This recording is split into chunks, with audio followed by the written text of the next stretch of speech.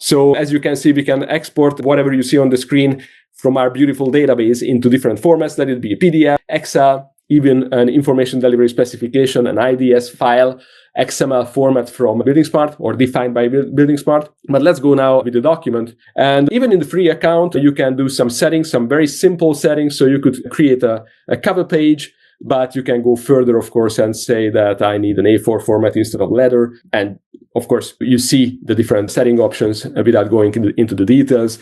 Very simple, easy to customize, good looking output is something that we are creating here. I also select my document. I want to export my grid, maybe information requirements, maybe details as well. Let's create a nice document. But I want to filter down to my electrical work package. And that's going to be my first agreement that I'm creating. So after all these quick settings, I have an agreement in place. Of course, important to mention that by the time we get to this exporting, inviting your external internal teams and agreeing on the details on the online environment is preferable. Once we created this agreement, you see the nice cover page and you see the details filtered down to the certain responsibilities that I defined. And you can also see the details and the information requirements as well. This beautiful document was created very quickly. If you want to, you can download the PDF, or even better, you can start a signature workflow. So I can select the signatories. This person has to be part of the project. I'm the only one now in the project, so I can only assign myself to be a signatory. And once you do this, the given person is going to receive an email inviting for the signature. They can review the document one more final time and can decide whether they want to sign manually or use their beautiful signature to sign the document, agree to it if they don't have to decline for any reasons. And then whenever a new signature is added, we start counting what is the status of signing the documents. Do we need someone else, or is it fully approved?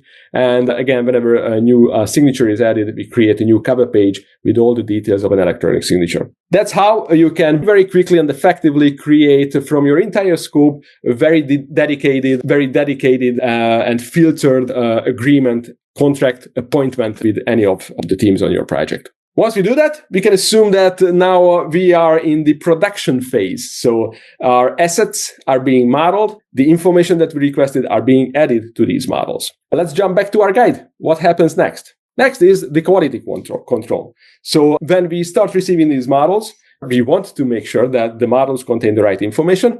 Traditionally, it would mean that we have some kind of document on one screen, and on another screen we have a model, and we are trying to compare the two to each other and see whether we got what we had asked for. Now we automated that process. So if I go back to the models or to the project, I can now jump to the verify module. And in this module, I see the list of tasks and requirements that I defined in a beautiful card view. We can call it a Kanban board, where we can follow the statuses of each and every task. And we can also define what statuses the tasks have to go through. These are the default ones, but of course, you can go ahead and delete and rename and do whatever you want to do with these statuses. So define your own processes and find out, again, the stages that you have to push through each and every task. I'm going to fast forward to looking into a model as well.